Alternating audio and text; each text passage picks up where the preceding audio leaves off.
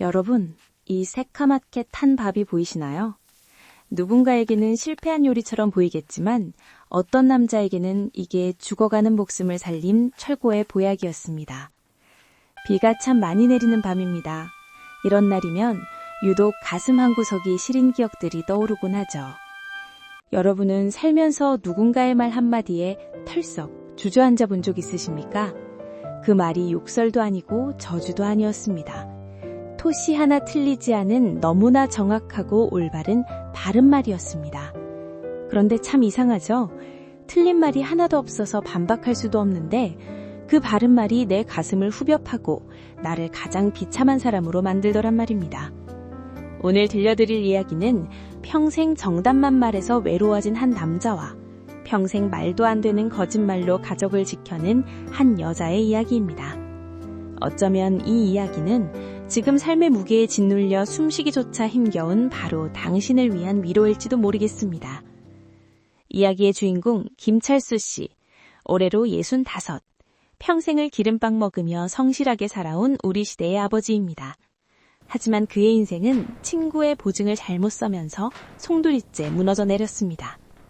사건의 발단은 40년 지기 친구의 전화 한 통이었습니다. 철수 씨는 친구의 울먹임에 마음이 약해져 담보대출까지 받아 돈을 빌려줬습니다. 40년 우정을 믿었으니까요. 하지만 한 달 뒤 친구는 증발했고 남은 건 눈덩이처럼 불어난 귓더미뿐이었습니다. 공장은 문을 닫았고 집안 곳곳에는 빨간 압류딱지가 훈장처럼 붙었습니다. 어제까지만 해도 사장님 하며 따르던 사람들은 썰물처럼 빠져나갔고 남은 건 독촉장을 들고 찾아와 고래고래 소리를 지르는 빚쟁이들 뿐이었습니다. 철수 씨는 죄인이 되었습니다. 거울 속 자신의 얼굴을 보는 것도 역겨웠고 아내의 구분 등을 보는 건 더더욱 고역이었습니다. 그는 점점 말수를 잃었고 방구석 어둠 속으로 스스로를 가두기 시작했습니다. 하지만 철수 씨를 진짜 절망의 구렁텅이로 밀어넣은 건 빚쟁이들의 욕설이 아니었습니다. 철수 씨에게는 40년 지기 친구이자 이 돈의 건물주인 영식이가 있었습니다. 자수성가에서 큰 부자가 된 영식이는 매사에 빈틈이 없고 논리적인 친구였죠. 철수 씨가 망했다는 소식을 듣고 찾아온 영식이. 그는 술에 취해 있는 철수 씨를 내려다보며 혀를 찼습니다. 그리고 판사가 판결문을 읽듯이 차갑고 정확한 바른 말들을 쏟아냈습니다. 내 그럴 줄 알았다. 사람 함부로 믿지 말라고 내가 몇 번을 경고했냐. 주제 파악 못하고 보증선 네 잘못이야. 이건 100% 네가 자초한 일이라고. 나이 먹고 이게 무슨 추태냐. 정신 똑바로 차려. 구구절절 맞는 말이었습니다. 틀린 구석이라곤 눈 씻고 찾아봐도 없는 팩트였죠. 친구는 멍청한 철수 씨가 정신 차리라고 쓴소리를 한 겁니다. 하지만 그 바른 말은 철수 씨에게 사형 선고나 다름없었습니다. 그래, 다 내 잘못이다. 내가 병신이다. 나 같은 놈은 살 가치도 없다. 영식이의 바른 말은 철수 씨의 가슴에 비수가 되어 꽂혔고 그날 밤 철수 씨는 처음으로 죽음을 생각했습니다. 정답이 사람을 벼랑 끝으로 몬 겁니다. 잠시 시선을 돌려 친구 영식이의 삶을 들여다볼까요? 영식이는 평생을 그렇게 살았습니다. 늘 옳았고 늘 이성적이었습니다. 자식들이 사업을 하겠다고 할 때도 며느리가 실수를 할 때도 영식이는 언제나 정확한 분석과 비판으로 정답을 제시했죠. 덕분에 재산은 지켰을지 모릅니다. 하지만 지금 영식이는 철저히 혼자입니다. 칠순잔치 날도 자식들은 봉투만 보낼 뿐 아무도 찾아오지 않았습니다. 아버지는 늘 맞고 우리는 늘 틀리잖아요. 아버지랑 있으면 숨이 막혀요. 그것이 자식들이 남긴 말이었습니다. 옳은 말로 지은 성은 화려했지만 그 안은 시베리아 벌판보다 추웠습니다. 아무도 곁에 머물고 싶어하지 않는 차가운 왕국, 그것이 영식의 현실이었습니다. 다시 현실적인 톤으로 돌아가 보겠습니다. 쌀통마저 바닥에 보이던 어느 날 저녁, 하루 종일 굶은 철수 씨가 허기를 참지 못하고 부엌으로 나왔습니다. 아내 옥분 씨가 밥상을 차리고 있었습니다. 그런데 뚝배기 뚜껑을 여는 순간 매캐한 탄 냄새가 진동했습니다. 밥을 짓다 깜빡 조는 바람에 밥이 새카맣게 타버린 겁니다. 밥보다 딱딱한 누룽지가 더 많은 양으로 망한 밥이었습니다. 철수 씨는 울컥했습니다. 내 인생도 망했는데 밥까지 망했구나. 하늘도 무심하시지.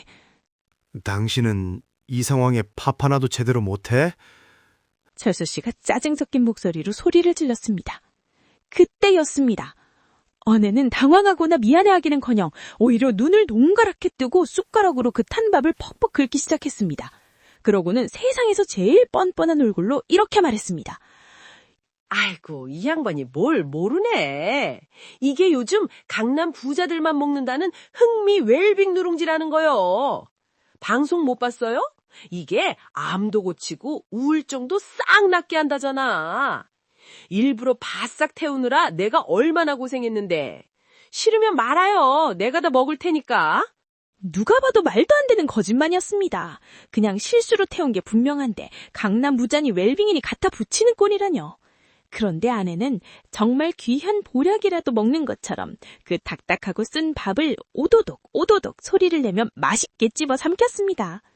철수 씨는 지가 찼습니다. 친구 영식이는 네가 잘못해서 망했다고 정확한 팩트를 꽂았는데 아내는 이게 망한 게 아니라 귀하다고 터무니없는 뻥을 치고 있으니까요.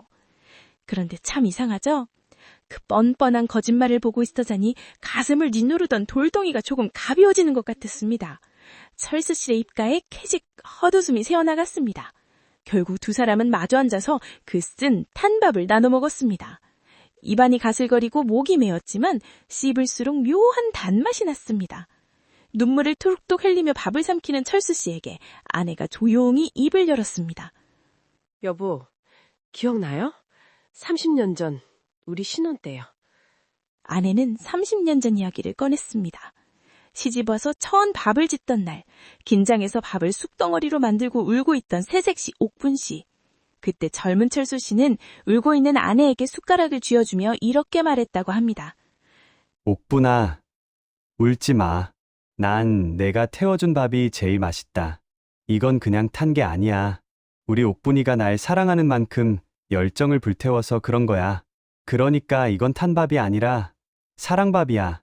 철수 씨는 잊고 있었던 그 말을 아내는 30년 동안 가슴에 품고 살았습니다. 그리고 남편이 가장 비참하게 무너진 오늘, 그때 그 따뜻한 거짓말을 남편에게 다시 돌려준 것입니다. 그제야 철수 씨는 깨달았습니다. 사람은 너는 틀렸다는 지적으로 고쳐지는 기계가 아니었습니다. 그래도 괜찮다, 실수가 아니라 사랑이다 라고 덮어주는 그 억제 위로 하나로 다시 숨을 쉬고 일어설 힘을 얻는 존재였던 것입니다. 그로부터 1년 뒤 철수 씨는 어떻게 되었을까요? 비록 공장은 다시 찾지 못했지만 동네 어귀에서 작은 붕어빵 장사를 시작했습니다. 가끔 불조자를 못해서 붕어빵을 태울 때가 있습니다. 예전 같으면 버렸겠지만 이제 철수 씨는 손님들에게 너스레를 떱니다. 아이고, 손님, 오늘 운이 좋으시네. 이게 원래 단골한테만 주는 바삭이 붕어빵인데 특별히 서비스로 드릴게. 이 탄 부분이 소화제예요, 소화제. 손님들은 그 뻔한 거짓말에 아저씨도 참 하며 웃음을 터뜨리고 지갑을 엽니다. 친구 영식이는 언제나 넓은 아파트에서 혼자 밥을 먹지만 철수의 붕어빵 리어카 앞은 사람들의 웃음소리로 늘 북적입니다. 어느 추운 겨울 저녁, 붕어빵 리어카 앞에 누군가 멈춰섰습니다. 친구 영식이었습니다. 어색한 침묵이 흐르고 철수가 먼저 환하게 웃으며 손을 흔들었습니다. 철수는 가장 잘 구워진 붕어빵 하나를 친구 손에 쥐어줍니다. 영식이는 뜨거운 붕어빵을 쥐고 말없이 고개를 떨구었습니다. 그의 차가운 손이 철수의 투막한 온기로 녹아내리고 있었습니다. 영상을 보고 계신 여러분, 혹시 지금 곁에 있는 가족이나 친구가 실수하고 넘어져서 아파하고 있나요? 세상은 이미 충분히 차갑고 정답은 이미 그 사람도 알고 있으니까요. 오늘만큼은 눈 딱 감고 보기 좋게 틀려주세요. 그 뻔뻔한 거짓말 속에 담긴 당신의 체온이 벼랑 끝에선 누군가를 다시 살게 할 수도 있습니다. 사람을 살리는 건 정확한 정답이 아니라 사랑이 담긴 오답이니까요. 오늘 이야기가 당신의 마음에 작은 난로가 되렸기를 바랍니다.